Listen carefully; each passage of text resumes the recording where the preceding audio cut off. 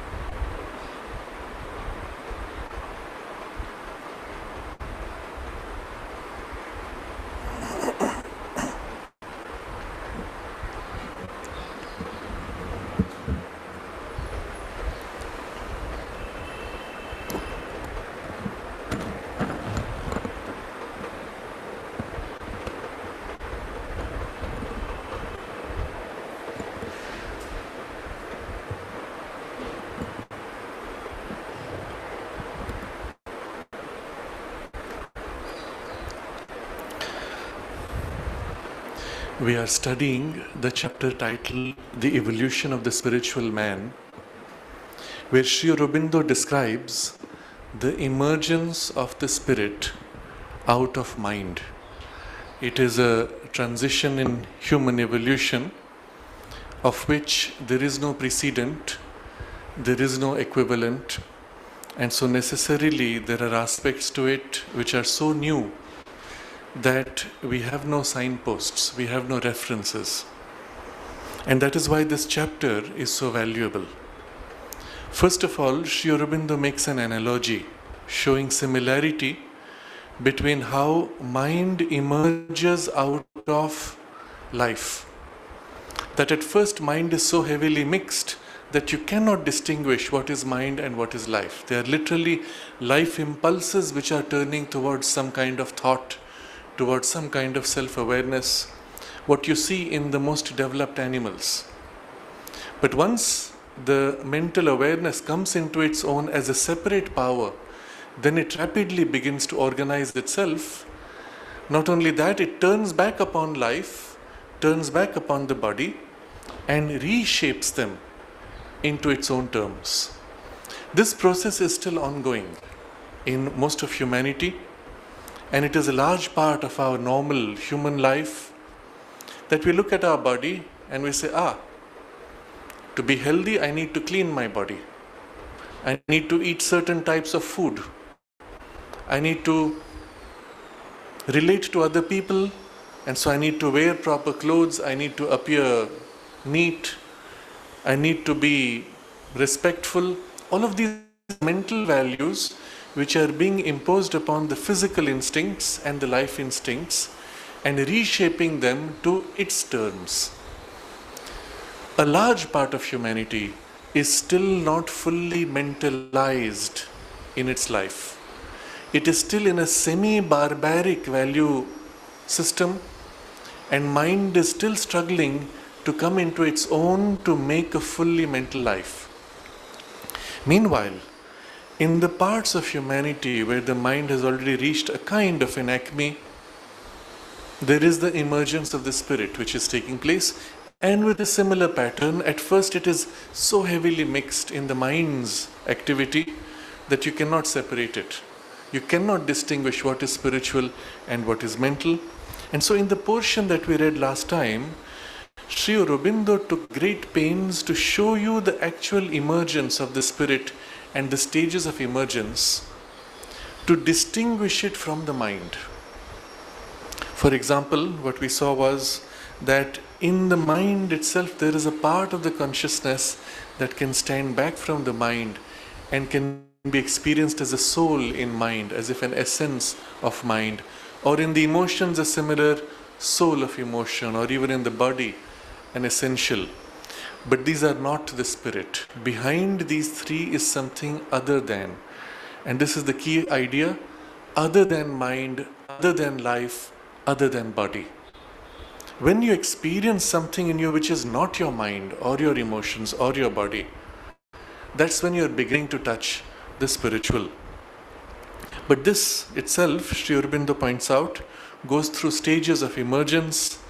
As it comes into its own, it can then grow all the way to a higher, even an intuitive perception and opening still beyond to a universality and then even a transcendence. But meanwhile, its first relationship with mind, life and body is at first a support. It's there while your normal life continues. It's there as a support. It gives you strength, guidance, inspiration at best. But later, it begins to exercise an authority and an influence, shaping your thoughts. You begin to realize this kind of thinking does not suit my deeper parts. This emotional reaction is not compatible with the inner, deeper sensitivity. And so a change begins. With that, it can go quite far until the whole mind, life, body is like an instrument for it to act, but they remain pretty much what they are. That's not enough. It can go even further. It can actually turn upon them and infuse its power, its light, its consciousness, and recast the mind, reshape it until it becomes no more even a developed power of intellect, but it actually becomes an instrument of the spirit, even a spiritual mind, a spiritualized life, and eventually even a spiritualized physical body. That's the direction in which the whole spiritual evolution is taking us.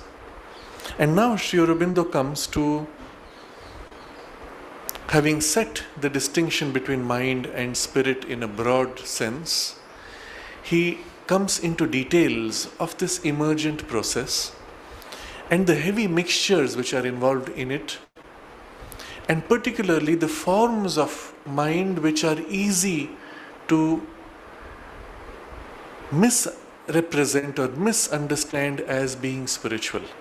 So this next paragraph which we will look at, he actually first describes what is not spiritual, although humanity, you will see, in a large part thinks it to be spiritual. And then he will reassert what in these things makes spiritual or not. And this distinction is going to be critical.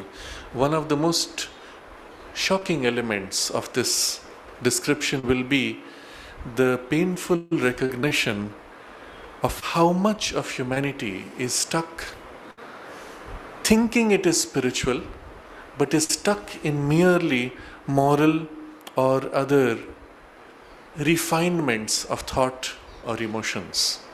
And so much of what passes in as religious practice is stuck in that domain. So we will study this now in detail. Sri Aurobindo writes, at first, this truth of the spirit and of spirituality is not self-evident to the mind. Man becomes mentally aware of his soul as something other than his body, superior to his normal mind and life, but he has no clear sense of it, only a feeling of some of its effects on his nature. This is the first step when the spiritual consciousness is emerging in evolution. Now remember, Sri Aurobindo is describing this at the level of the broad evolution of all humanity. So you can consider these to be stages in human evolution, looking at the mass going through these steps. But at the same time, each one of us is going through these steps. You will see this in yourself when you look back at your past. And even those of us who have been in a kind of a sustained spiritual journey across a few lives, in a sense, we go through all these stages in our awakening in each life. Because as we grow, we are first most identified with our body, and then the emotional development comes out, and then the mental development. Meanwhile, if there is a spiritual influence, it is felt like this. And so all of us can identify with each of these stages, not only in the stages of emergence, but even right now. As we are today, even if we consider to have an active spiritual life, you will recognize these stages are present in us. And to recognize them is extremely valuable. And then as he describes each of the next stages, we can lift these into their successive steps of emergence consciously. So the first step is when the spirit, the truth of the spirit and of spirituality is not self-evident to the mind. It's not obvious where is this spirituality. I feel occasional touches of it. I sense something. There is a kind of a state.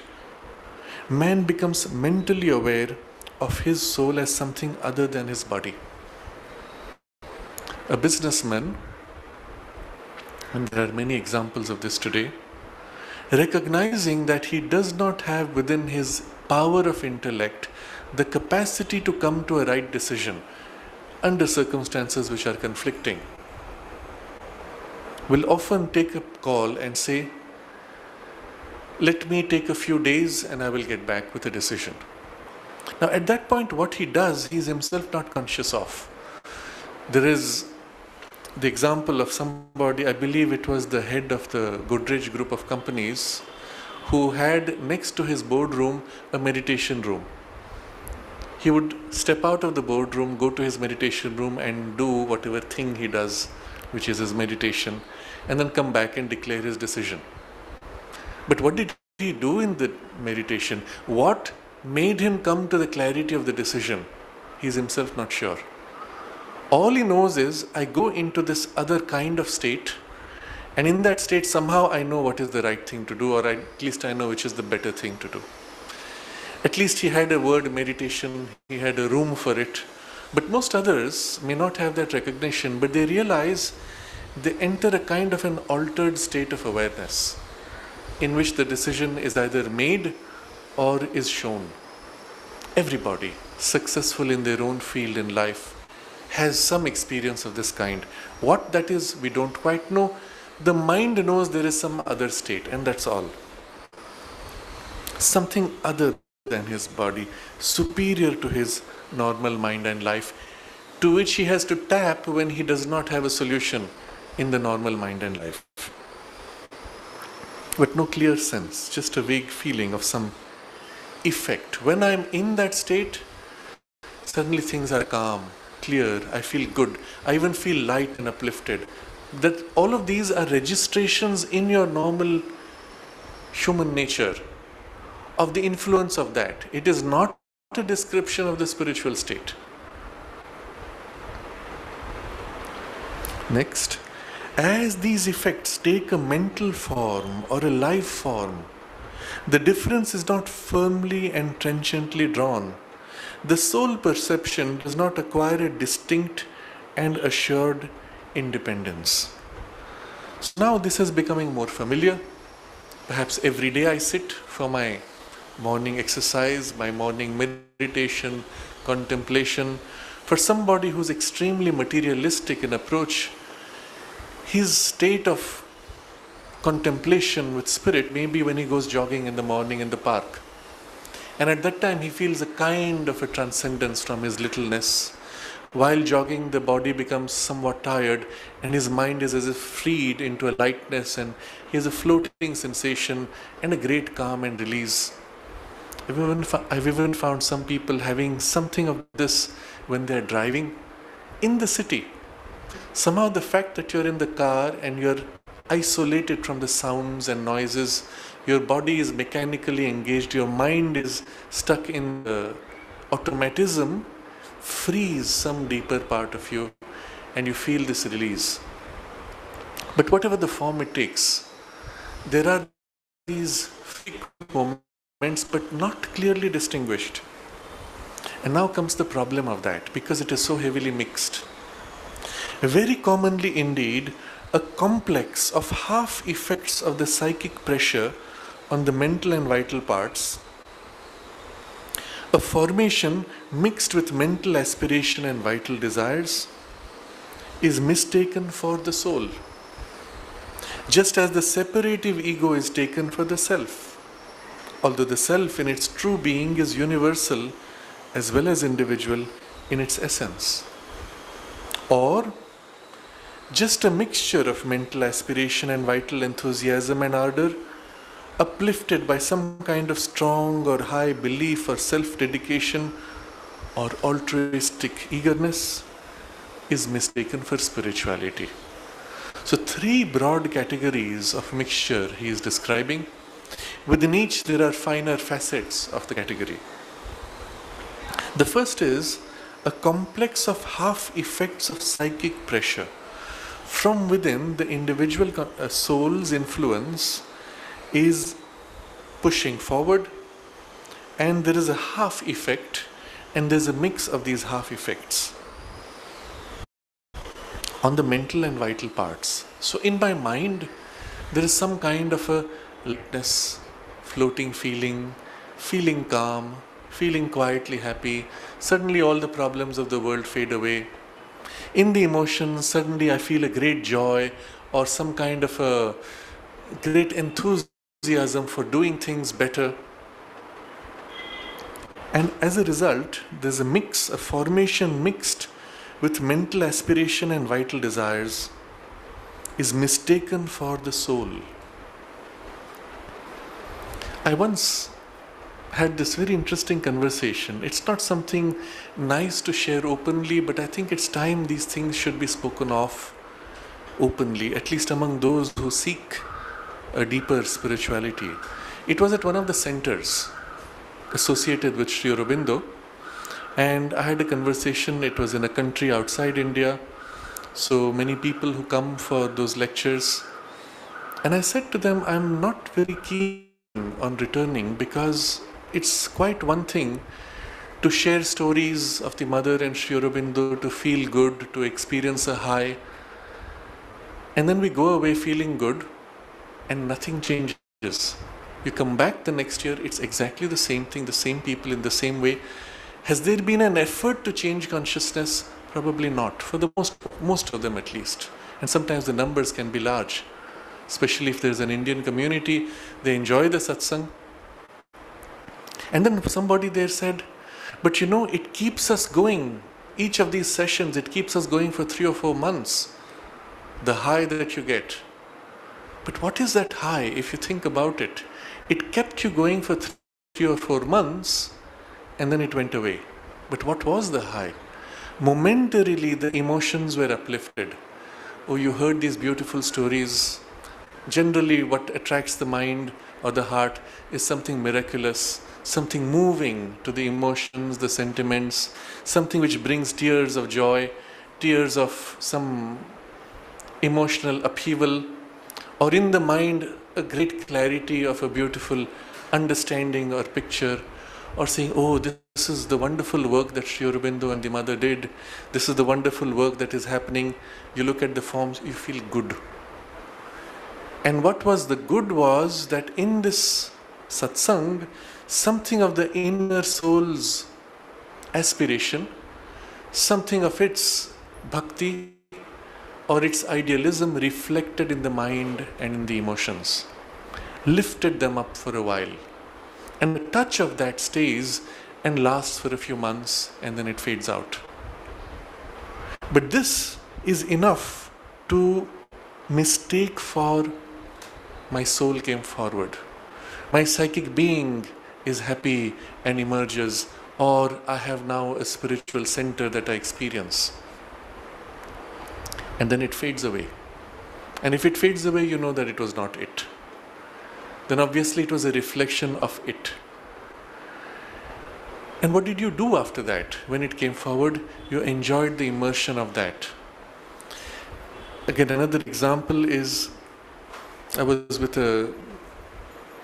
some distant relatives, let's say, and it was their morning prayer time. I was with them. They stood with hands folded in India, and they recited a prayer, very common prayer recited almost everywhere, Jai Jagadisha Hare.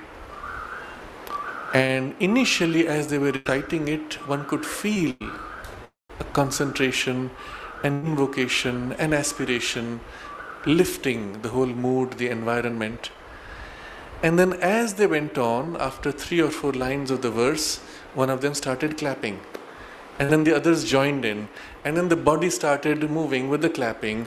And immediately the spiritual mood was broken, and there was instead a vital excitement. And it was so disappointing. So after the whole thing was over, I asked them, why do you clap? I said, oh, because that's how people do it. That's how we grew up. Others around us were doing it, and so we followed that. And then I pointed out that it broke the whole atmosphere. And they said, oh yeah, we didn't think about it. We didn't notice it. But in that moment, initially, there was a lift of something. And then when the vital excitement begins, the clapping, the chanting, the shouting, screaming, whatever form it may take eventually, and it's often described as religious fervor, you have completely replaced or covered up the deeper aspiration which was barely beginning in a very fragile form to come forward. I was at Vrindavan once, some years ago, in one of the most famous temples, Banke Bihari temple. And we were given a privilege of going there early in the morning when the doors are closed and you sit before, because Krishna is supposed to have played through the night and now he comes to rest. He's sleeping. So well, we had that privilege. We went again when it was open to public. And when I came the first time, the temple was empty and there were these strong metal barriers. To get from the back of the temple to the front, you had to literally go round and round. And it was steel barriers, so thick, 4 inches in diameter. And I was wondering, why do you need something so ugly, so crude, so strong? And I understood why. Because what took place later was ugly. We went for the formal darshan.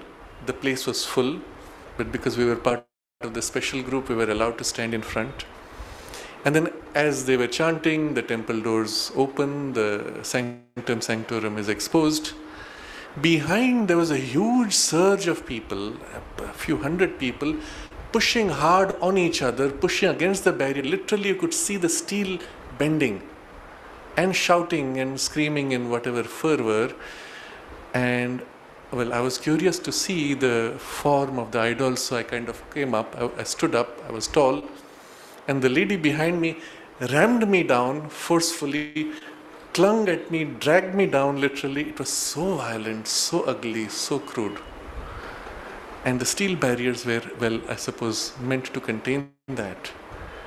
And here inside was a very beautiful presence, and outside was this crude, ugly, inhuman behavior. And that contradiction somehow never left me. It left such a bad taste. Unfortunately, this is celebrated as religious fervor. And one questions what help it has for people. And this question has bothered me for a long time. One of the things which I recognized, and Sri Aurobindo explains this later in the chapter, later in the paragraph, that it is at best an initial preparatory phase which helps to purify emotions or raise them. Of course, there's nothing in that behavior which I described which had any purifying influence, but this mental vital parts, a mixed formation of mental aspiration, vital desires, is mistaken for the soul. And you will hear people say things like, my soul is so fulfilled, so happy when I go to this place or do this ritual or meet such and such, whatever form it is. He gives the other example of the error. Just as the separative ego is taken for the self, although the self in its true being is universal as well as individual in its essence. So in the English language we will say, if you observe yourself, automatically what you mean by yourself is this awareness that is observing, and often a mental awareness or just the sense of the ego. I came to this recognition sometimes the hard way with certain groups where there was not formerly, or in certain cultures where there was not a strong spiritual background of culture, especially in the West, in the parts of Europe which are extremely materialistic, denying anything to do with spirit or religion. In those parts, there are always individuals which have a spiritual aspiration, but when you speak to them about the soul or self, it took me a while to recognize that they understood by it their ego sense. And then once I recognized that, I began to explain the distinction between the ego and the soul or the self. But the first identification is, what is your true self? It is this. And because the entire upbringing today of what we call modern education is so materially rooted, everything in the education puts this ego as the true self, organizes the whole personality around fulfillment of the ego, and makes the personal drive of the ego the single most important factor in your education. And so one of the forms it takes is that, for example, if I take one place in Europe, in France particularly, but many other countries, the whole object of the education is to teach you to affirm yourself and assert yourself, your ego self. And so when a spiritual practice requires you to give yourself or open yourself to something higher, it is such an alien experience that it feels wrong. Or if there is the spontaneous emergence of a spiritual experience, of a deeper sense of I or self, or just the spiritual inner presence of the soul or self, the person says, there's something wrong within me. I feel as if my body is not mine. I need to go to a psychiatrist. And the sense of dissociation from the body is felt to be abnormal, and rather than recognizing the spiritual value of it, you try to shut it out. In its extreme, this is an experience I have shared perhaps before. I was in Hong Kong, in the university, talking to the head of a computer department. You don't expect anything spiritual there. And the man is talking about his projects, and in his project there's a vocabulary he uses. It's not just for social good. There's a dimension to it which is touching an ideal, which is almost spiritual. And so I'm looking at him as he's speaking with such enthusiasm, and I feel this vibration, and I say, where is this coming from? What is your practice? He says, no, nothing. And I said, well, do you have some philosophy? Because sometimes in the Chinese tradition, they have some deep philosophical practices. No, he says. Any religion? No. Finally, I had to ask him, where is this coming from? There's something in your language which is something so special. And he says, he is embarrassed. And then he says, when I was in my late teenage, one day I just woke up and I had this incredible experience, as if the whole universe was alive and full of love. And every single object and person was pouring love towards me. And from my heart, I was pouring love to every single thing and every single person and the whole universe. And I'm looking at him with open eyes, and I said, and then? And he says, I couldn't function. Well, I said, how long did it last? Well, it went on for a few weeks, and I couldn't function. And so I said, and then? My friends took me to a psychiatrist, and he put me on medication, and the experience went away. That's it. He never had it again after that. And here, when I met him, he was in his 30s perhaps, maybe early 40s. And I said to him, if you were in India, they would have worshipped you as a saint.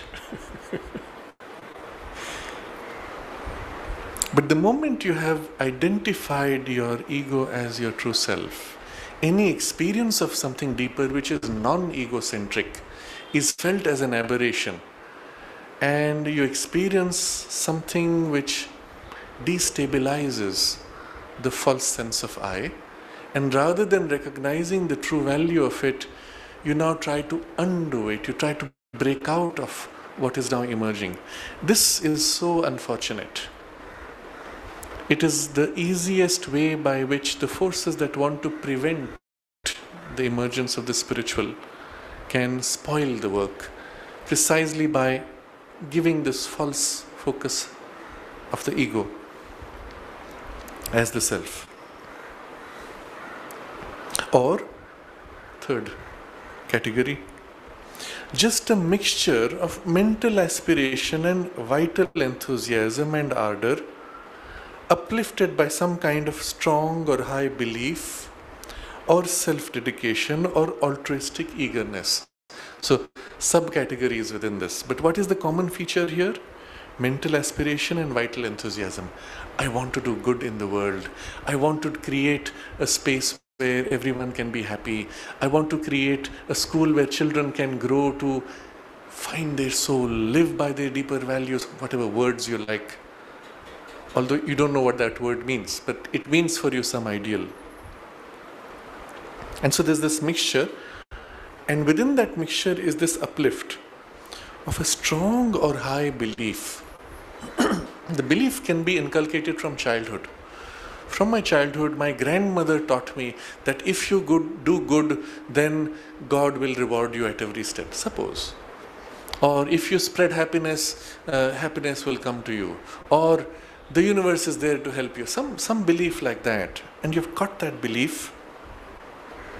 It's a strong belief or a high belief or self-dedication. I feel my whole life is given to this purpose, to uplift the poor and the downtrodden, to bring justice to those to whom it is denied, or altruistic eagerness to give, to do good for others. And this, a good example is our social activists, sometimes with a religious turn. So I don't want to take names because some of these very highly respected figures.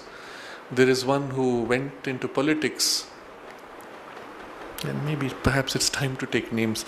Mahatma Gandhi, as somebody in politics who spoke of purity in politics, truth in politics, and certain high ideals and keywords, was presented. Even the term Mahatma, great soul or great self, was placed before him, but there was nothing in his teaching which was spiritual. The entire teaching was of moral and ethical purity, largely influenced of the Tolstoyan variety of Christianity, where there is this peculiar turn that the more you suffer, the more you become pure, and the more you'll be rewarded by God, if not in the life beyond life, after death. So the whole teaching that came with him was suffer with joy. Sri Aurobindo makes this slightly disrespectful comment almost. Getting beaten with joy. That was his teaching. So literally, you had to go, offer your head, get whacked, come back, put a band-aid. And when you get cured, you go again, get your head whacked. And the more you suffer, the more you are purified, and somehow the purity of your intention will melt the heart of the enemy, and your problem will be solved, and the right thing will be done. And that was what he called soul force. Now you see, the vocabulary is very important. The spiritual vocabulary is now co-opted into a moralistic and even a perverted form of moralism. And so when Hitler was on the brink of invading England, he wrote a letter to the Prime Minister of England. Mahatma Gandhi wrote a letter to the Prime Minister of England saying, you will not fight with violence. You will allow the enemy to enter, even if he kills your men and rapes your women, and you will not use violence, you will fight him with soul force. What? And if you see the cinema of the 1960s and 70s in India, they were heavily influenced with this moralistic, which was given a spiritual turn, moralistic, holier than thou position, where, let's say, the good guy and the bad guy are at the final stage of the fight. That's the final stage of the movie. The good guy, let's say, has a gun. The bad guy has nothing. Rather than arresting him and getting done with it, the good guy throws away the gun. Now I will fight you from my weaker position, and on the strength of my moral, righteous, superior spiritual position. That was the idea. You weaken yourself, you become poor, and this was the part of Gandhiji's example. When Birla gave him a check for a very large sum, he tore up the check in a very dramatic form and threw it, saying, "I don't need your money." What is the statement there? I am so great in my poverty that I don't need your money. And somehow the money is impure, inferior, corrupting influence. And those around him made this comment, people don't realize how much it costs to keep him poor. The whole machinery of maintaining that poverty appearance and all that was very expensive. There were others who did great things, and this is not to deny the good work that he did in the field of education, in fighting for whatever changes in society and so on. Acharya Vinoba Bhave similarly is raised to the level of a saint because he began this movement of giving up land. Those who had more land gave it up to those who didn't have land. It was an excellent corrective measure when, under Islamic rule followed by British colonial rule, land properties had become centralized in the hands of a few, and the bulk of the people were reduced to working indentured labor, slave literally.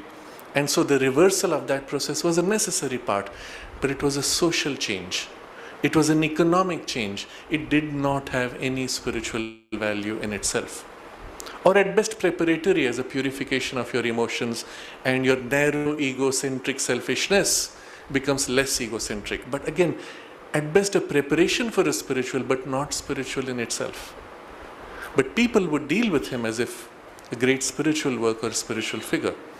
And this question is extremely important because for many, coming to a place like the Sri Aurobindo Ashram and seeing zero social work taking place, no free hospitals, no free facilities which they associate with spirituality or ashrams, they'll say, where is the spirituality here? People are busy doing their own thing, living a comfortable life, working like anywhere else.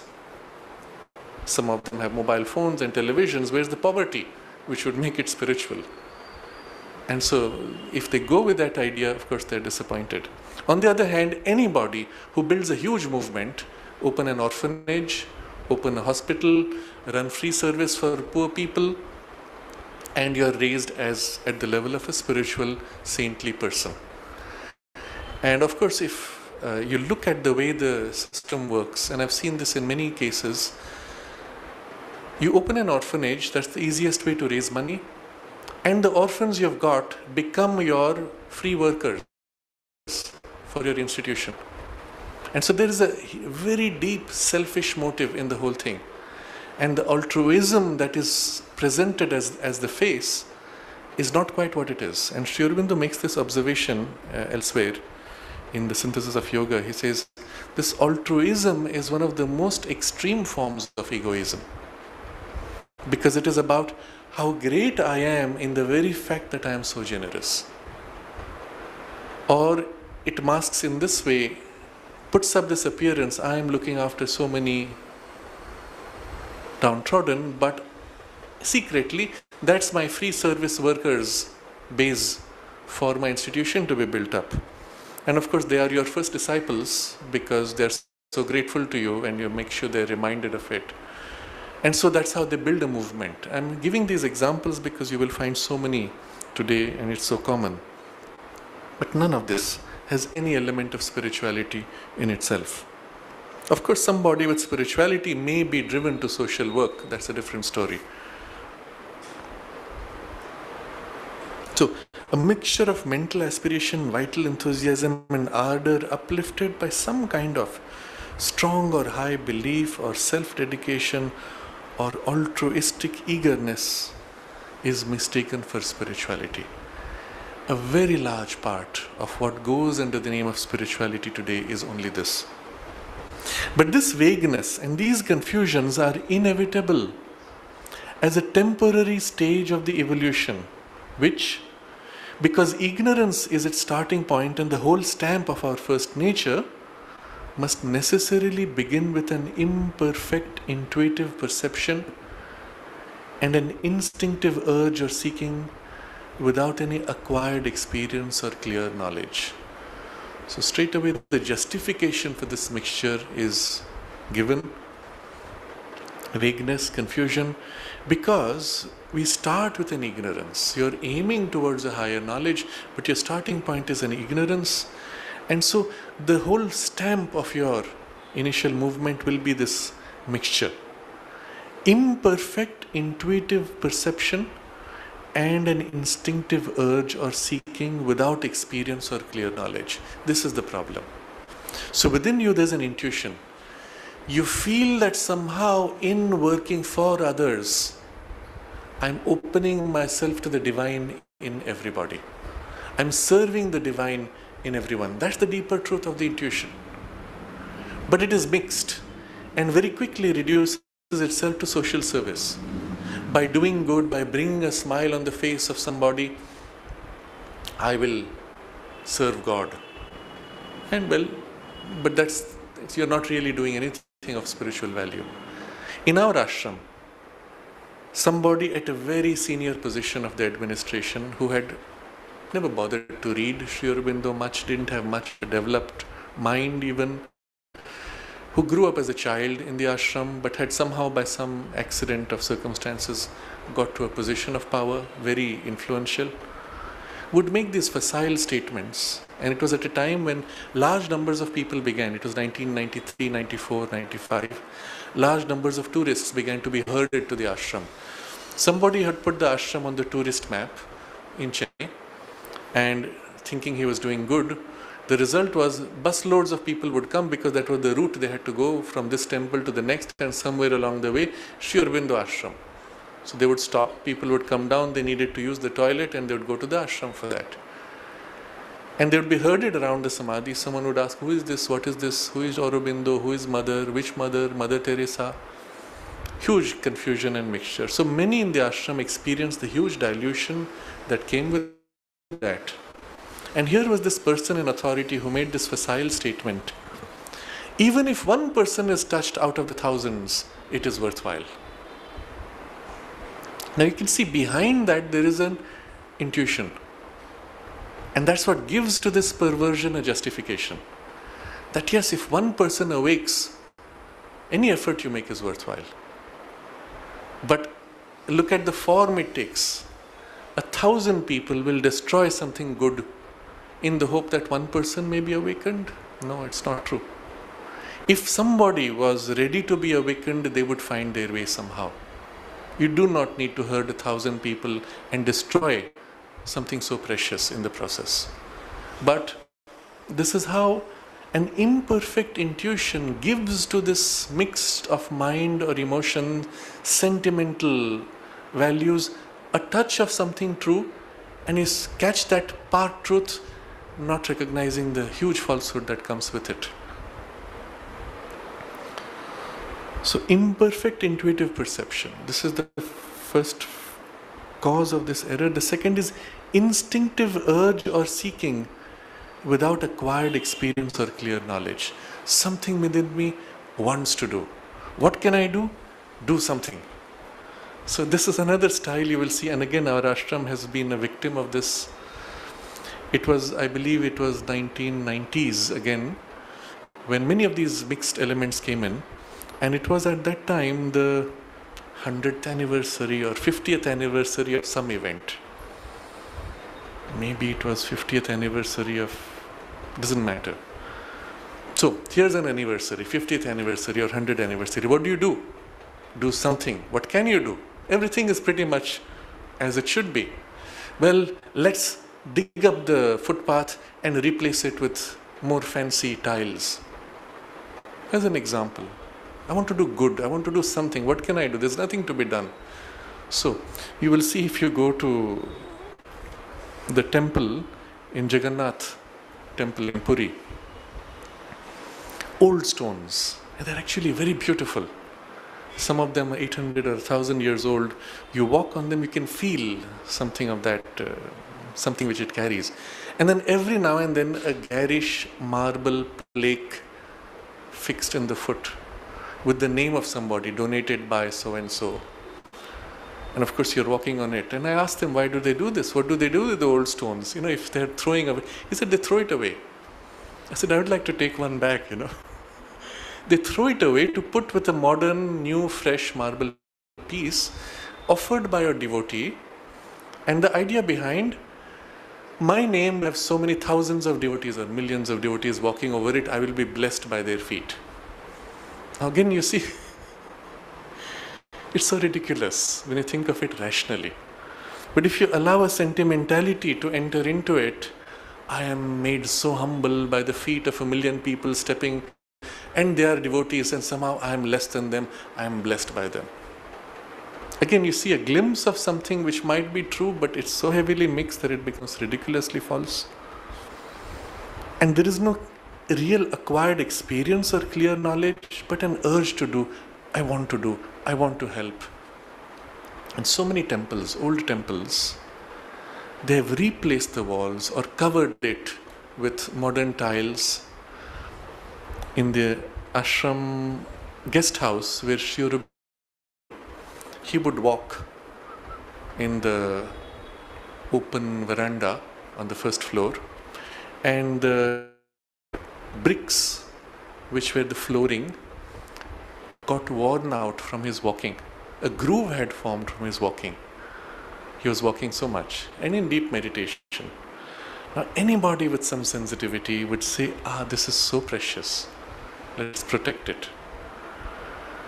Somebody in his enthusiasm, now we have the money, let's make it beautiful. It's a beautiful place, Sri Aurobindo lived here, let's make it beautiful. He relaid the entire flooring with tiles. With fancy, expensive, I don't know what it was, granite or tiles. And covered up that thing which was so precious otherwise. And we don't realize why the urge. An urge comes to do something, and so it moves. But what is missing? What makes for this distortion possible? No acquired experience or clear knowledge. Now either of these would save from a lot of mixture. And it's worth dwelling upon these terms Sri Aurobindo uses almost in passing. The corrective measure, considering that we all have to pass through ignorance, always our initial ideas of spirituality or even our practices will be mixed. Always our experiences will be partial, mixed, or even distorted. Let's assume that. What do we need for correction? Acquired experience. Some touch of the experience where you begin to feel what that is. Against which now the mixture becomes obvious. Now I don't know what's mixed in it. I don't know what's the is mixed. Or clear knowledge. It's the reason why Sri Aurobindo took so much trouble to write. It's the reason why the mother would sit down with the children in the playground and the disciples also and take classes with them.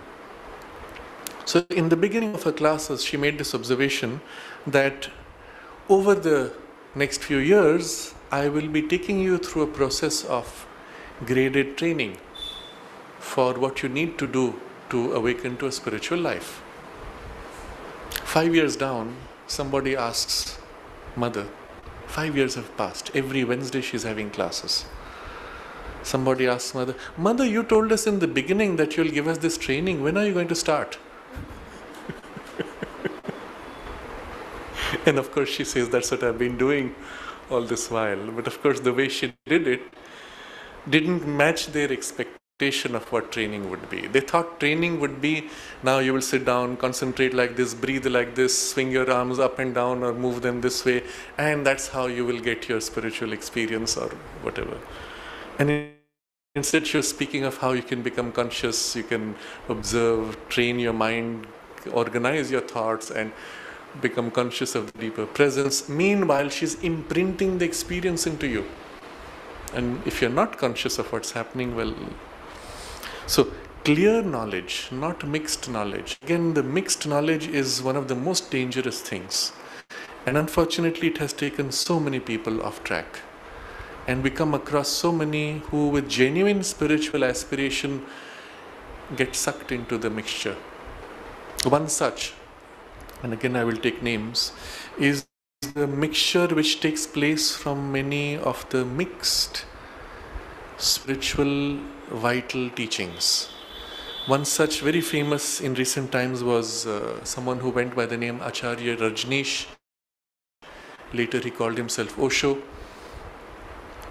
And while his teaching had a very strong philosophical content, which was rationally presented, he was extremely engaging in his stories, extremely entertaining, which of course built a very good following. What he taught had serious flaws and mixtures. The practices that he gave, one of them being, for example, 1 hour you laugh, then 1 hour you cry, and then at least to his Western disciples it would be 1 hour of free sex. What it did, if you notice, all three things involve a release of intense passions and excitements, destabilizing the vital being, destabilizing your physical nervous system, clouding your mind, and certainly if there was anything of the spiritual, either the true soul or spirit, it would get very clearly covered up and lost in the process. But the excitement it would generate, laughing, crying, would give a high. And the high is what people would say, I feel so good, I am uplifted, I feel light, I feel free. And he would give to it a justification saying you are purifying your emotions. And in the name of purifying, so much confusion was added that even took people completely off track. Those who had a strong spiritual sensitivity would avoid, obviously, they would feel something wrong and move out. But those who didn't have the sensitivity or who were confused in their understanding, and especially in the West it was very easy to do that because there was not that culturing which would say something is wrong here. Well, they got sucked into it, and so many good people with a genuine spiritual aspiration went off track because of this. In contrast, if you take somebody like Paramahansa Yogananda, who from the very beginning defined his movement as self-realization fellowship. The goal is self-realization. Of course, it was an ascetic tradition involving a withdrawal from life, but the goal declared is self-realization, which obviously is not any of the excitement of the mind or the vital. Himself, having a deep spiritual foundation, was able to imprint that or awaken the touch of that in people. And just that was enough that so many good people could take to a spiritual turn. And of course, people who were, there was a strong reaction, opposition by the church and so on, but still.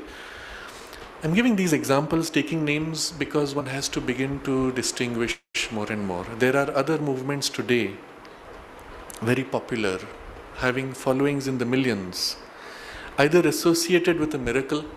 The founder performs miracles and so this is spiritual. Miracle has nothing to do with spirituality.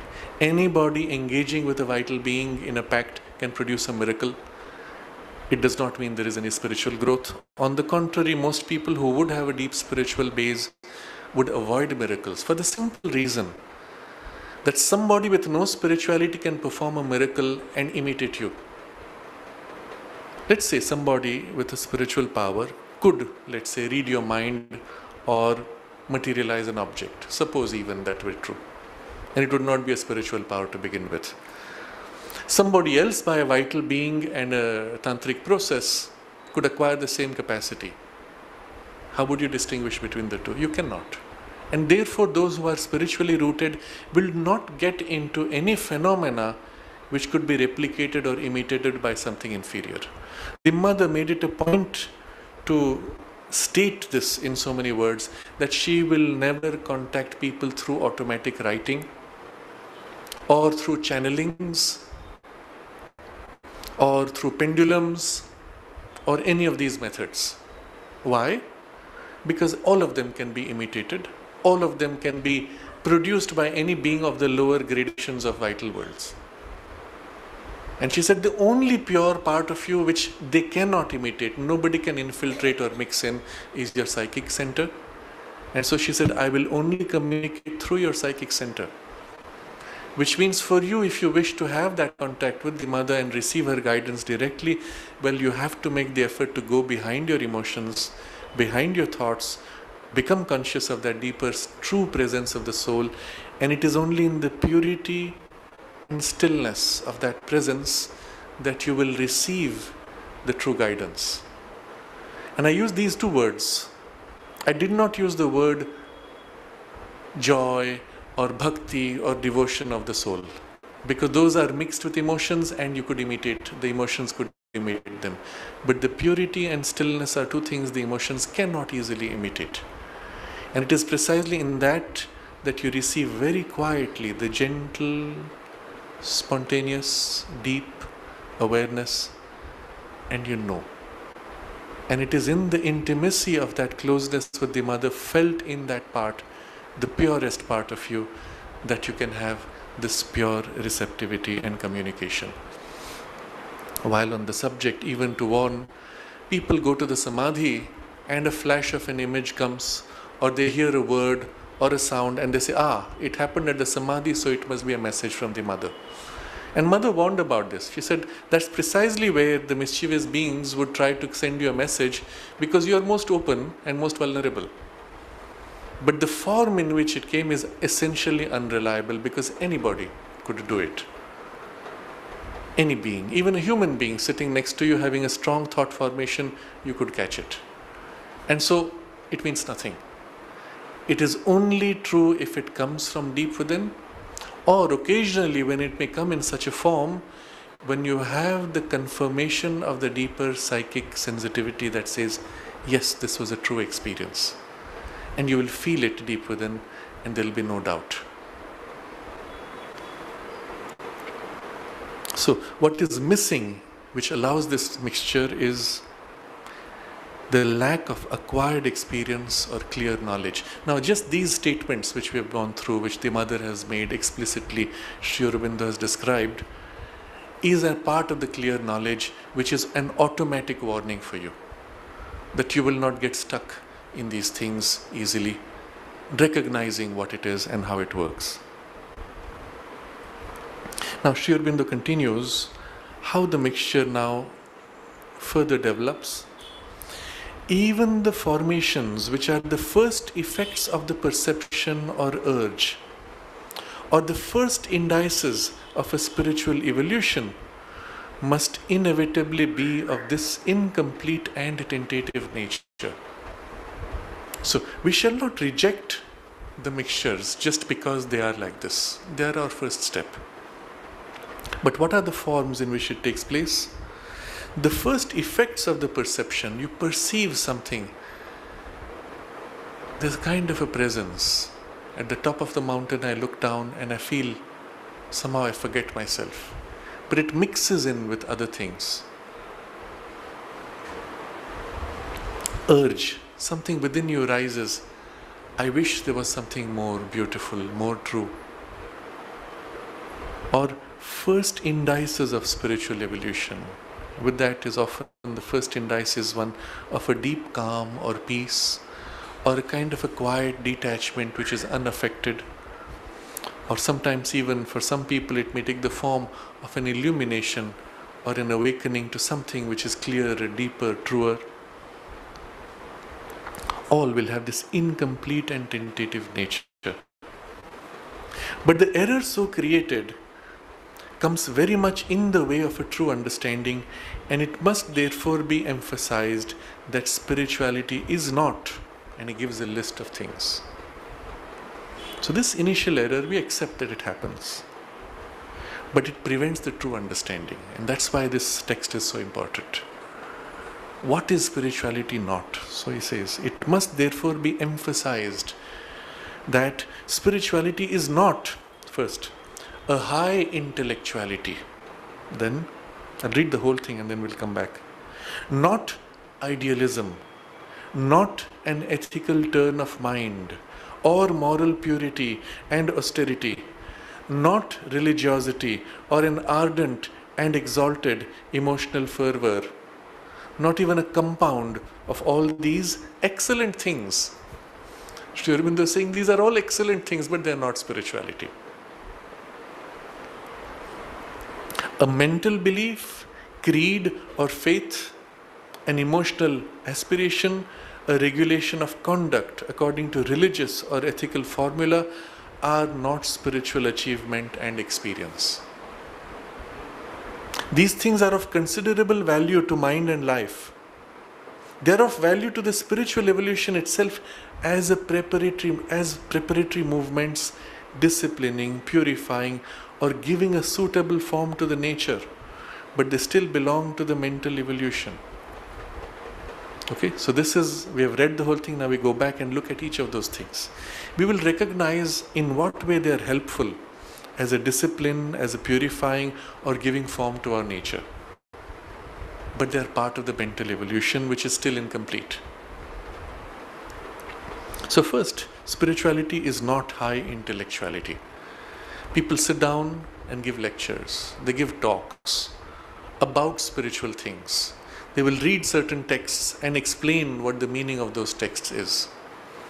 I remember it was a meeting we had in Delhi where people from many traditions were invited to the house of a big industrialist on the theme of Bhagavad Gita. It was the Gita Day which he celebrated every year in his house. I was one of those thrown in and somebody else was thrown in. Just, oh yeah, you're from here, so go. And there was a very respected person, head of a religious order, Swami, with a large following, and he taught, he spoke whatever he said, and somebody asked him as a question, there's so many people who have commented on the Bhagavad Gita. How do we know whom to follow? How do you know what is right and what is mixed or wrong? And this very respected Swami, he is no more now, who has done great work. He announced that, he says it very candidly, he said, first, best book is my book. And he laughed. And he said, every teacher will say that. So no problem there. But how do we know what the meaning of these deeper verses is? Well, I have learned from my guru, who has learned from his guru, who has learned from his guru, who's gone all the way back for thousands of years. That's your source of knowledge. And if you think about it, if you believe this to be true, you can see how every generation would become somehow less. Because you can only contain so much, receive so much, transmit so much, and distort so much. Every generation would become less, if that was all there is. Unfortunately, so many lineages are just that, intellectual teaching. And naturally, the decline of the spiritual content is inevitable. Every now and then of these movements, there is somebody who comes who lifts it back to a spiritual level. And that's how they are regenerated, otherwise they all die out. So many schools of teaching, as they call spiritual or philosophical, have died out because there was no living force left. But if they have been regenerated, then of course they lift up a little bit. So when my turn came to speak, I said, Shri Krishna is the divine presence within you. You are Arjuna. And when you read the Bhagavad Gita, you read it in that way. And the deepest meaning of it will be revealed to you from within.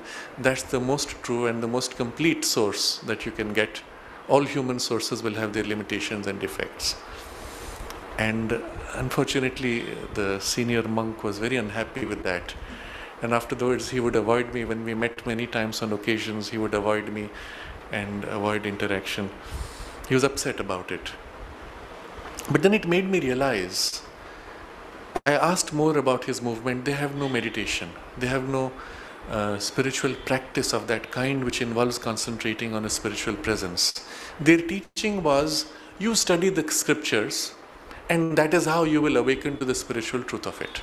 And you will get enlightened by thinking about it or understanding it better. So the whole assumption was as if some kind of an intellectual movement awakening your thought, and somebody now realizes, oh yes, now logically I understand that we are all one. Now I have awakened to the truth of it. And you stop there.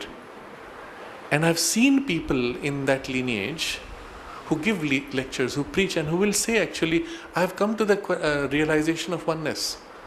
The whole universe is one. And let me prove it to you. And he gives a logical explanation. And he has realized it. And there was not in the tradition the recognition that there is a deeper spiritual experience of oneness, which is different from a mental understanding, even conviction, or even faith in the mind. They're great things, but at best they're a starting point, but they're not the spiritual awakening. So culturing for this high intellectual understanding is extremely valuable. In a sense, that's what we are doing now, in understanding things. But if you dwell on the Bhagavad Gita or the Isha Upanishad or Sri Aurobindo's writings in that way, very useful. But at best it's a preparation discipline, preparing the mind, culturing and orienting it to think in a certain way that makes easier the entry into the spiritual experience. So much of teaching of Sri Aurobindo in schools, in classes, even in our ashram, is flawed because of this. And I will share an interesting incident which took place. One of the students of the ashram school had one of the best teachers in the ashram, great intellectual, teaching him the life divine in the class, formal class. And what do you do when you read Sri Aurobindo? What can you do? Well, you summarize every paragraph. What can you do if you start elaborating on every word and every statement? It will be too long. And they had 3 years of their study. So you summarize and you look at it logically, oh yeah. And if you do a summary, the logical train involved is so obvious. And sometimes so compellingly obvious, they say, oh yeah, I could have thought of this on my own. So this young man sitting in the class, he began to feel uneasy. And then he wrote to the mother. Fortunately, the mother was there in the body. I believe he wrote, or he spoke maybe, but I think he wrote. He wrote to the mother saying, Mother, earlier I used to respect Sri Aurobindo so much. But ever since I've joined this class and I'm studying, I realize that all the arguments that he gives, I could have thought of them. They're no big deal. They're obvious in a way once you understand the logic of it. And I'm losing respect for Sri Aurobindo. And mother immediately sent word to the teacher saying that this student will no more study in your class, he will study on his own. And thereafter he was given to study on his own, he would read on his own, and obviously it had much deeper, subtler dimensions which opened to him, and the respect, I am sure, returned eventually through that experience. But the moment you have reduced what is not a mere intellectual argument. The life divine is not intellectual argument. What we are reading here is not just intellectual argument. There's a component which is so much more precious, the spiritual value of it. Well, right now there is an intellectual content equally, but behind that, if you touch that and receive that, you'll find it brings such great clarity. It opens you, it prepares you, and even lifts you into an experience. But bringing first clarity into the mind and then opening to the intuition. But if you reduce it to a series of arguments, in summary, you've lost it all. So high intellectuality, very useful, good discipline for training the mind, purifying it from wrong ideas and giving it a turn towards unity, thinking in terms of underlying onenesses, etc. Very useful, but it's not spirituality. Second, spirituality is not idealism. So somebody lives for an ideal, whether it is an ideal of social service or ideal of bringing purity or truth or rightness or goodness or happiness or whatever form it may take. There's so many great people who have led social change through their idealism, and again they're at best a purifying preparatory step, but in themselves have no spiritual value for the experience itself. Not an ethical turn of mind or moral purity and austerity. He's put all three pretty much close to each other because they're all connected. And the best example we have is in the life of Mahatma Gandhi. Austerity was his first word. To this day, you go to his ashram or institutions connected with him, the austerity is an underlying backdrop. That is associated with purity, and the moral purity particularly is given great importance, and with it a certain ethical turn of mind. Gandhiji himself made many experiments with this, couple of books that he wrote along this, documenting his experiments with truth, where he was struggling and fighting with his moral mixtures and confusions and pulls and pushes, and with sheer power of will overcoming, exposing himself deliberately to influences which would provoke lust or anger, and then resisting the lust and anger. And it's not going to lead to purity. You cannot impose purity by strong will and exposing yourself to contrary influence. The true purity comes from a change from within, with the emergence of something which is already fundamentally different. As it fills your emotions, suddenly lust is so crude, anger is so coarse, thoughts which are petty and selfish are so pointless and silly and superficial, they just fall away. And that's the only way one can get true purity of one's being. You cannot do it by external exercise. In many of the practices, not spiritual again, but like pranic healing or Reiki, where the goal is to channel vital energy, pranic energy basically, they call it spiritual healing, but it's not spiritual, it's vital, where they involve channeling energy of some kind. There's a great importance given to purity, because energies can be of all kinds and sometimes very crude and coarse. So the purification is an important part of their practice. But what is missed in that whole process which is taught, you have to keep purifying yourself and keep purifying. Because you're living in the domain of the vital, open to the universal cosmic vital energy that you're drawing in for the purpose of healing. And the moment you're open, well, it's all going to come. Everything that's out there is going to come in. How do you ever purify yourself? You keep purifying and it clouds you, and again purify. It's never going to end. You can go on. It's very similar to what certain traditions of extreme Buddhism, radical Buddhism do, spending all their life in burning up their karma. The more you do this japa or this exercise or that activity or charity, you're burning up karma somehow until at some point you'll exhaust it and get free. Because it's a whole mathematical machinery. But in the very act of doing, you're creating more karma. In the very act of interacting with people, you're engaging yourself with more karma. So you become more and more isolated until it leads to nothing. The whole point is, all of these methods fail in their very approach because they don't recognize the deeper truth. The influence of the deeper spiritual presence filling you not only transcends karmic knots, but can dissolve knots easily. You do not need to reduce karma to mathematics. But unfortunately, in the Buddhist teaching, the soul and God having been removed, the whole world is like one big giant machine of energy. And so it becomes mathematical. And the same in Jainism. It becomes almost mathematical. The moment you bring back the soul, the self, they are not karmically bound.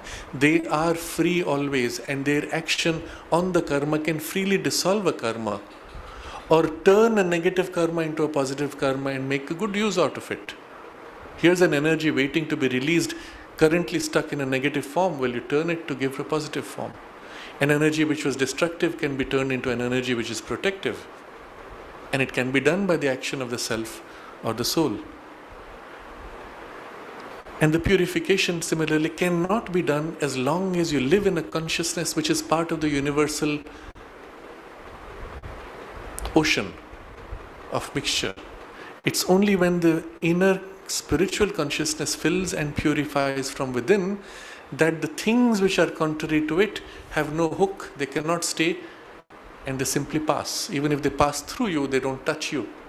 And that's the symbol given in the Bhagavad Gita of the lotus leaf. It can be in the water, surrounded by water. You can pour all the water you want on it, dip it in water, but the moment it comes up, it's dry because the water never touched it. So all the world's passions which belong in the universal vital consciousness could pass right through you, and nothing in you is touched, nothing in your response. That's the nature of true purity. Not creating walls around you and pushing out and fighting the invasion of what is infinite against what is finite. You will never win.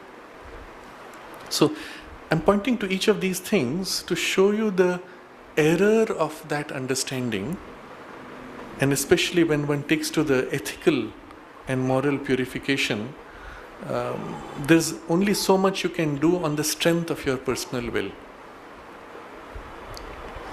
So, regulation of conduct according to a religious or ethical formula. No, sorry, I've skipped one point. Not an ethical turn. Spirituality is not an ethical turn of mind or moral purity and austerity. Now you can do all the austerity you want. Stand on one leg, not eat so many things, not do this, and deny yourself, suffer as a consequence. And people say, oh, what a great spiritual man, he has been denying himself so much and suffering so much. And mothers comment on this, very blunt. She says, the only benefit of such austerity is to aggrandize your ego, nothing else. Certainly not a shred of spirituality. Why though that kind of austerity crept in? Some of it came from these mixed understandings, but some of it, the justification was, in the very effort of denial of yourself, you are building a strong willpower. So in many traditions, to build a strong will, they would take up a vow. I will not do, as a result of this initiation, hereafter I will not do this. And one of the ways they would do it is give up something which you particularly like to eat or do. So that self-denial somehow was a way of strengthening the willpower. But if you lost the sense of purpose of this and you thought it had a spiritual or moral value, well, it serves nothing except aggrandizing the ego. Then next, not religiosity. Spirituality is not religiosity or an ardent and exalted emotional fervor. They've given enough examples of that. Go to most Indian temples, you'll find people clapping, jumping, singing. In the United States of America, there's a similar thing called Negro spiritual singing. And you will find them singing, dancing, the whole group swinging their hips and jumping around. Some of them actually literally start jumping in excitement. And all of this is considered religious fervor, and they will say, now the power of God is on you and the miracles will happen. And sometimes miracles do happen. But why? Not from a spiritual power, from the vital excitement that is generated. Either the power of the vital excitement is then channeled for a particular outcome, for someone to get well or whatever, or more often than not, that is used as a feeding ground for vital beings who come there to feed. And in return, they give you something of their magical result as an intervention so that they continue to build a following and build a movement. So there are many such emotional fervors, religiosities, and in the ashram, Mother explicitly forbade this kind of thing. Yes, there is singing. There is even beautiful singing of devotional kind. But she said none of the swaying of vital excitement or swaying of the body and these things which cover the psychic touch. She was very particular not to allow this mixture. In even forms of Indian dance, a large part of it is vital, really. Even when the vital turns to in consecration to God, the whole energy of that play and force is of a vital character. Otherwise, it's not entertaining as a dance form. So there is a spiritual aspiration expressed through vital form. And surely it is helpful for purifying the vital, for training the vital to serve the divine and so on. Extremely useful for that purpose. But in itself, it covers the deeper psychic touch and the psychic influence. So you could go through an excellent training of that and your vital would be a great instrument, but in the very process of the training, you would have covered up or lost contact with the deeper sensitivity of the psychic. And one has to choose. Can you build that first and then perhaps work on the vital? Maybe that could be possible. So Mother's effort here was always to bring that deeper contact first, because that's the easiest, simplest way to get to the foundation of the spirituality, the purity with it, and the guidance of the divine presence within, which can then avoid all these mixtures and take you through. The soul, the true soul, the psychic being, is often described in the yoga tradition as the swan. And the swan, it is said, if you give to it milk mixed with water, the swan can drink the milk and leave behind the water. Now, physical swans cannot do that, obviously. But the symbol of the soul does that in any mixture. And we have to assume everything is mixed because that's where we are in our evolution. But the soul's influence, wherever it is, to whatever extent it is there within you, will instantly distinguish, this is mixed. It will recognize that which is pure. And its influence filling you will nurture the purity, nurture the direct spiritual base, foundation, give even in your mind and in your heart the ethical, moral, and the aesthetic turn, awaken in the emotions, the higher aspiration, and so on, but always from a source which will be recognized in its purity, now filling these instruments and working to purify and develop them Godward. So finally, Sri Aurobindo, this is not even a compound of all these excellent things. They are excellent in themselves, but we must know they are not spiritual. And finally, a mental belief, creed or faith in the mind, an emotional aspiration, a regulation of conduct according to a religious or ethical formula are not spiritual achievement and experience. And two things here, achievement and experience, because we tend to think they are an achievement. So and so person, all his life, he's never eaten meat, he's never touched alcohol, never smoked. Every day he has walked so many steps barefoot, done so many rounds, repeated these prayers so many times, read such and such a book so many times. It's not a spiritual achievement. Achievement of willpower, maybe a moral achievement, perhaps. Achievement of discipline of the body, of following a mechanical routine and being stuck in it. But spiritually, it's not an achievement. This is very important to recognize because we value people by those things. And this is a problem which I face very often when I go to places where these kinds of things are celebrated as spirituality or the epitome of the religious practice or teaching.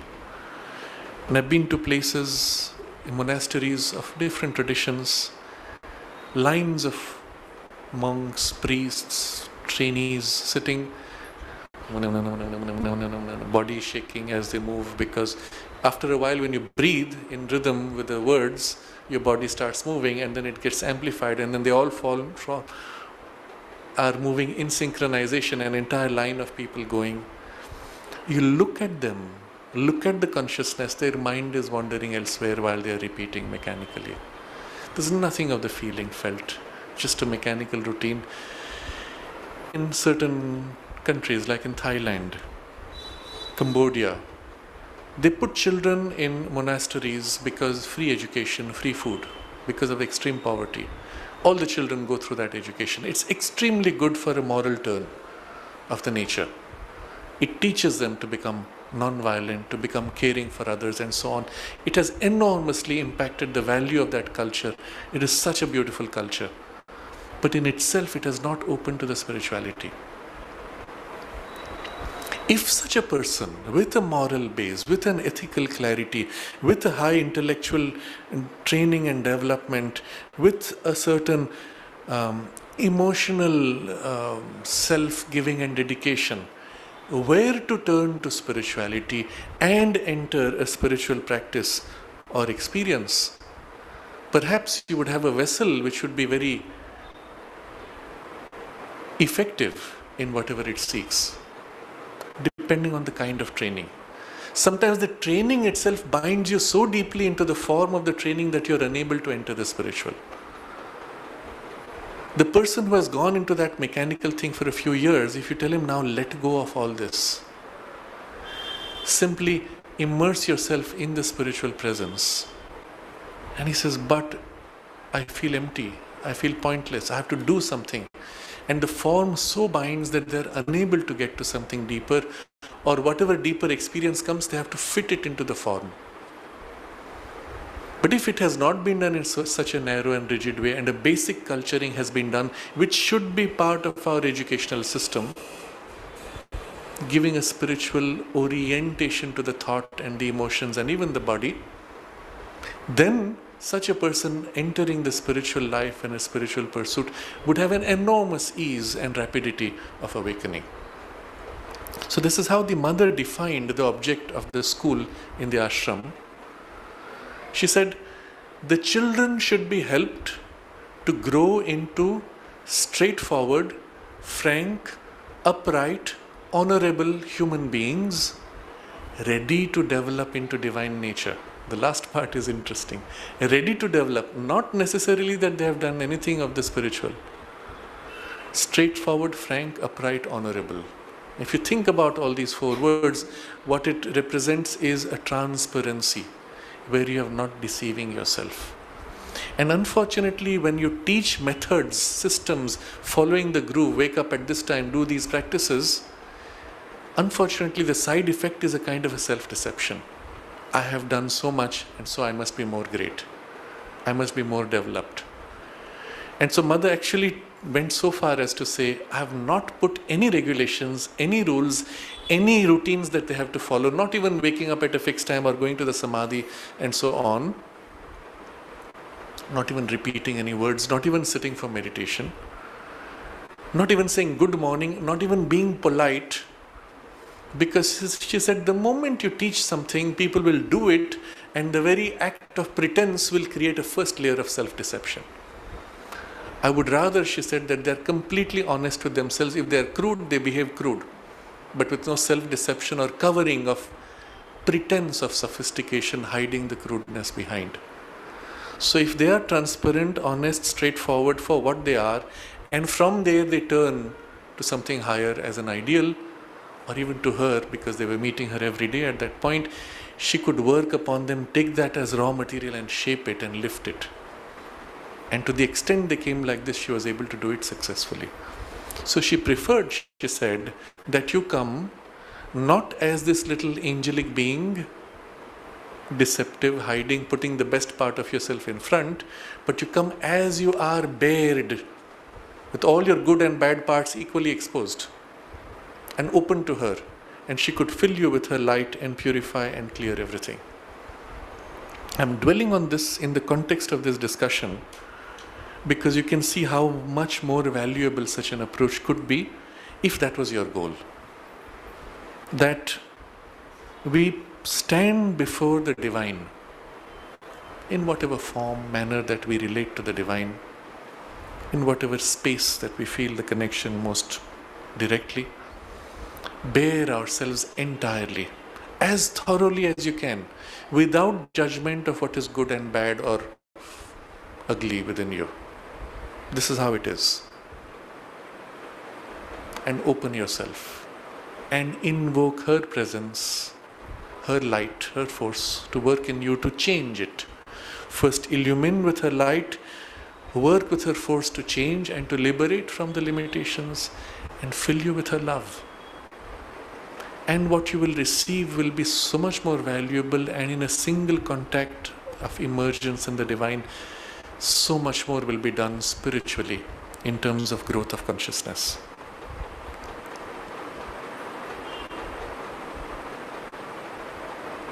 So there is still the rest of the paragraph, which we will take up next time. We have finished our time because we started late.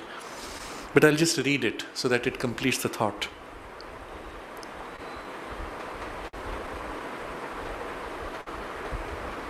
These things are of considerable value to mind and life.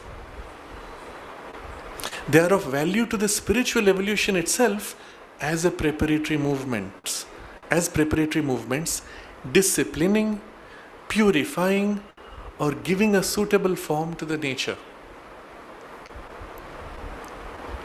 but they still belong to the mental evolution. The beginning of a spiritual realization, experience, change is not there, is not yet there. So, your mental training is perhaps more complete with this, but even the beginning of spiritual realization, experience, or change is not yet. What is then spirituality? And now he describes this. We will study this in great detail, but now you will see it in the context of what we just discussed of bearing ourselves before the Divine Presence. Spirituality is in its essence an awakening to the inner reality of our being, to a spirit, self, soul, which is other than our mind, life and body, an inner aspiration to know, to feel, to be that, to enter into contact with the greater reality beyond and pervading the universe, which inhabits also our own being, to be in communion with it and union with it. So communion leading to union. And a turning, a conversion, a transformation of our whole being as a result of the aspiration, the contact, the union. So the moment you have this contact, to whatever extent it takes you, there's the change which takes place. And finally, a growth or waking into a new becoming or new being, a new self, a new nature. Now all of this describes series of not only stages, steps, but also facets of the experience of true spirituality, and all at an essential level.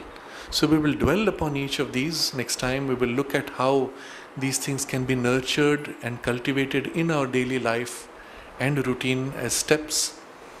And even what is described in the subsequent steps, at least a movement towards it can be begun wherever we are, as we are, with whatever limitations and mixtures and ignorance we are in now. It doesn't matter. The process can begin, and as it begins itself, it leads to a greater clarity, purity, and awakening of experience, and it completes us. So this we will continue on the Friday, which will be after a month. I will be on the Sunday, which is after a month. I will be out of station, and so the next class of the Synthesis of Yoga will be on 26th July, and this Life Divine will be on 28th of July. For those of you who are here, if you are interested, you are welcome to come on the Sundays.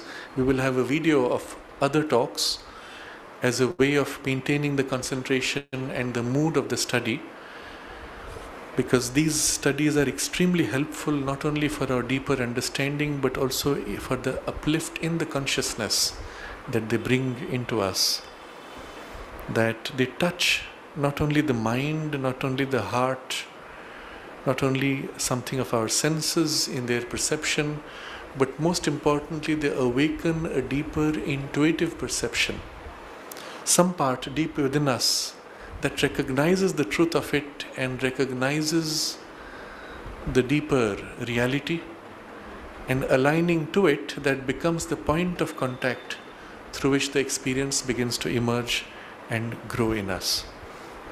So we'll pause here and dwell on this, meditate on this for a while. And again I remind that the picture that we get when we look at things in this way is there is very little, a very small part of humanity that's truly seeking a spiritual life. A lot of that which is seeking the religious life is not seeking the spiritual, but the touch of the spiritual in their religiosity or in their intellectual aspiration or curiosity.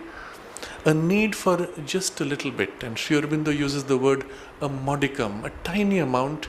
You get that, you feel good, and you're satisfied with it. And it's fine for those who are satisfied with it. But when the time comes, when you're not satisfied with the modicum and you wish to go deeper, then you have to recognize what is not enough and what it is that is the true spirituality, and then begin that process. And that's why this text is so important for us to recognize. We have to consciously recognize the distinction and enter fully with a total dedication in the spiritual awakening, if so we feel ourselves called to do. When people came to the ashram telling the mother, now I have retired from life and I want to join the ashram, or somebody comes and says, I'm fed up with my life, I'm disgusted, there's another place for you. You're for peace, you go somewhere else where peace is the goal. Here she would say the goal is work. If you're willing to work hard, then you come here. Of course, many people were not happy, but the work here is not merely physical work. That too can be made a part of the consecration, part of the sadhana, but it is the inner work of becoming conscious, of working on oneself and open all of our whole being, all of our nature to the divine Shakti. And it is work which is demanding, most intensely demanding, because it requires complete honesty with yourself, no self-deception, and utter sincerity. And just that is not at all comfortable. When you look into yourself and you see all which is normal human nature, it can be easily discouraging. But if you recognize that it is not your effort which will liberate you from it, but the divine Shakti working in you, and you give yourself as a child to her, then what seemed to be such a difficult effort becomes now something so simple, so direct, and so joyously effortless. Yes, you do make an effort, but the joy of it filling the effort makes it feel as if it is effortless. And so this is the way that we will consciously orient ourselves to. We can meditate on this for a few minutes.